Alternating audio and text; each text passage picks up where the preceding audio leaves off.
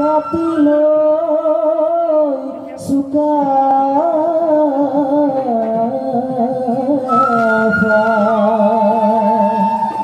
এই পূজালৈ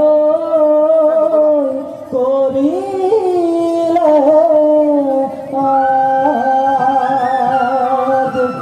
হে পুৰণি ইতিহাস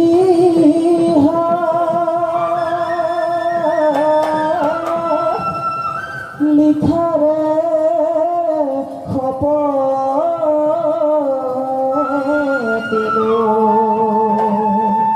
মূৰতে মাৰি